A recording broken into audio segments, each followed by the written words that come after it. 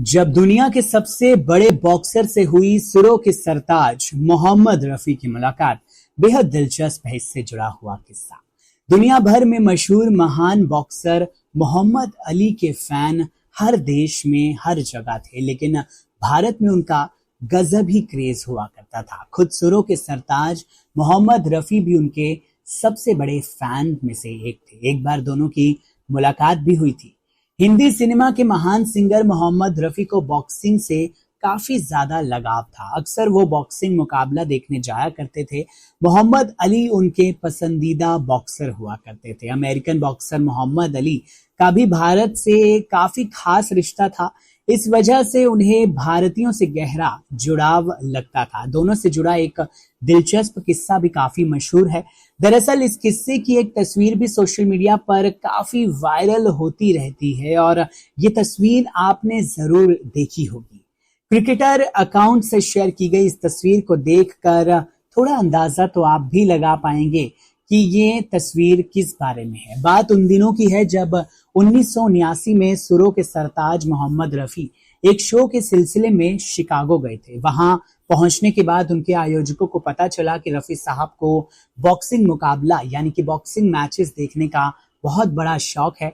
उनके favourite boxer Mohammad Ali हैं। तब उन्होंने दोनों की मुलाकात कराने की सोची, लेकिन ये इतना भी आसान नहीं था। जब मोहम्मद अली को पता चला कि भारत का कोई सिंगर उनकी तरह ही काफी मशहूर है और उनसे मिलना चाहता है, तब वो रफी साहब से मिलने के लिए तैयार हो गए।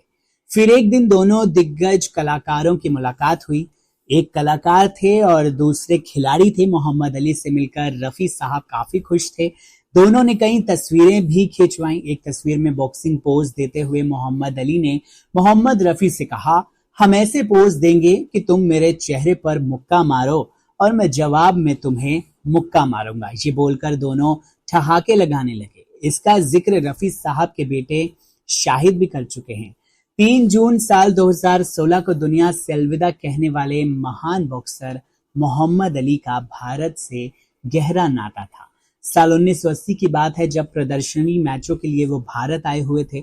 उनके मुकाबले दिल्ली के अलावा मुंबई और चेन्नई में भी हुए थे, जहां फाइनल मुकाबला उनके और तमिलनाडु के बॉक्सर रुडाल्फ पीटर के बीच हुआ था। तब 25 साल के पीटर ने अली से हाथ मिलाने के बाद शैडो बॉक्सिंग के सेशन के लिए उन्हें बुलाया। इस पर अली काफी चौंक गए थे और कहा था, तुम पिद्दी से इंसान मुझसे लड़ना चाहते हो, मेरे सिर्फ एक लेफ्ट हुक से ही उड़कर स्टेडियम से बाहर जा गिरोगे। इस मुकाबले में 2 मिनट तक औपचारिकता निभाने के बाद अली ने पीटर को अपने पास बुलाया और अपने लेफ्ट ग्लव्स गिफ्ट में दिया था। तब से आज तक पीटर ने उसे संभाल कर रखा है और वो उनके दिल के बहुत ज्यादा करीब है। बहरहाल इस दिलचस्प किस्से को लेकर मोहम्मद रफी और मोहम्मद अली को लेकर आप क्या कहेंगे, जरूर बताइए कमेंट सेक्शन में और चैनल को सब्सक्राइब जरूर कर लीजिए। राज कपूर के इस गाने के ऑफर पर खुशी से रोने लगे थे मन्ना डे। किस बात पर किशोर कुमार संग गाने से कर दिया था इनकार। मन्ना डे की अपनी एक क्लास थी, अपनी रेंज थी। उनका हुनर बॉलीवुड की मौसीकी के लिए एक तोहफा था। बॉलीवुड ने भी उन्हें पूरे सम्मान के साथ स्वीकार किया और कुछ ऐसे खूबसूरत नगमे मन्ना डे की आवाज में आए जो संगीत जगत में सदियों तक गूंजते रहे। मन्ना डे के दिलचस्प किस्सों के बारे में आज हम आपको इस वीडियो में बताते हैं। एक दौर ऐसा था जब बॉलीवुड में संगीत पर खूब काम किया जाता था। एक से बढ़कर एक गायक थे, एक से बढ़कर एक रचयिता। लेकिन ये वो दौर भी था जब इंडस्ट्री में किशोर, रफी साहब और मुकेश का राज हुआ करता था। ऐसे में मन्ना डे के लिए अपनी जगह बना पाना इतना आसान काम नहीं था। लेकिन मन्ना डे की प्रतिभा, उनके टैलेंट भी तो देखिए असीमित थे। इतनी असीमित प्रतिभा को भला बॉलीवुड कैसे स्वीकार ना करता। इसका अंदाजा इसी बात से ही लगाया जा सकता है कि हमेशा मुकेश से गाना गवाने वाले राज कपूर ने अपनी फिल्मों के कुछ गाने मन्ना डे से भी गवा दिए। मन्ना डे के बारे में चलिए जानते हैं दिलचस्प किस्सा। चोरी चोरी फिल्म के इस रोमांटिक गाने को लता और मन्ना डे ने साथ में गाया था। गाने का नाम था ये रात भीगी भीगी। लेकिन पहले इस गाने की पसंद लता और मुकेश थे। फिल्म के निर्माता ये चाहते थे कि इस गाने को लता और मुकेश ही गाएं, जबकि शंकर जयकिशन की जोड़ी इस गाने में मन्ना डे और लता मंगेशकर को चाहती थी। जब प्रोड्यूसर को ये बताया गया कि गाना मन्ना डे और लता गा रही हैं तो प्रोड्यूसर सरप्राइज हो गए, हैरान हो गए। उन्होंने कहा, कौन मन्ना डे? उन्हें इस गाने में लता के साथ मुकेश की आवाज ही चाहिए थी। निर्माता मयप्पन चोटियार खास तौर पर मद्रास से बॉम्बे आए थे और वो लता मुकेश की रिकॉर्डिंग देखना चाहते थे, मगर मुकेश आए नहीं। मयप्पन ने कहा कि गाना तो मुकेश ही गाएंगे। तभी राज कपूर की वहां पर एंट्री हुई और उन्होंने मयप्पन को किसी तरह से कन्विंस कर लिया। राज कपूर के कहने पर मयप्पन राजी हुए, लेकिन इन सब ने मन्ना डे का मन भी थोड़ा सा उखड़ जरूर गया था, क्योंकि मन्ना डे एक अलग ही क्लास के सिंगर हुआ करते थे और किसी से भी वो कमतर नहीं थे। राज कपूर के कहने पर मयप्पन राजी हुए और आखिर में गाने की रिकॉर्डिंग मन्ना डे और लता दीदी ने की। आगे तो इतिहास गवाह है, आज भी ये गाना खूब पसंद किया जाता है।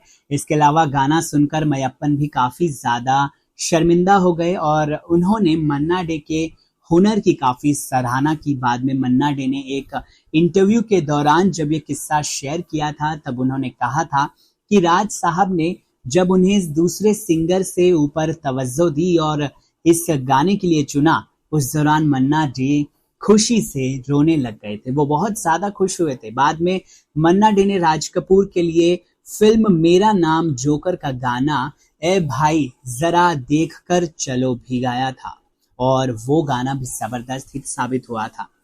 मन्ना डे एक क्लासिकल सिंगर थे और वो कोई भी गाने नहीं गा देते थे। वो खुद भी गानों और उनके बोल को लेकर काफी सिंसियर रहा करते थे। जब उन्हें पड़ोसन फिल्म का गाना एक चतुर नार ऑफर हुआ तो पहले उन्होंने इसको गाने से ही इनकार कर दिया। उनका ऐसा कहना था कि इस गाने में मजाकिया शब्दों का इस्तेमाल है और इसीलिए वो ऐसे गाने बिल्कुल भी नहीं गाना चाहते। महमूद ने उन्हें समझाने की लाख कोशिश की, लेकिन मन्ना डे जिद पर अड़े थे। जैसे जैसे मन्ना डे ने ना करते हुए इस गाने को गा लिया, लेकिन वो ये सब गाने बहुत तबीयत से नहीं गाते थे और यूज्ड टू भी नहीं थे। मगर गाना जब इतना ज्यादा सुपरहिट हो गया था तो इसकी सफलता से मन्ना डे बहुत ज्यादा खुश भी हुए थे और साथ ही साथ मन्ना डे ने बहुत ज्यादा अफसोस भी जताया था इस बात के ऊपर कि वो पहले इस गाने को क्यों नहीं करना चाहते थे। बहरहाल इस बड़ी दिलचस्प किस्से को लेकर आपकी क्या है राय, कमेंट सेक्शन में जरूर बताइए और अगर आपको पसंद आया हो तो इस वीडियो को लाइक कीजिए, शेयर कीजिए और देखिए चैनल को सब्सक्राइब करना बिल्कुल भी ना भूलें। नमस्कार।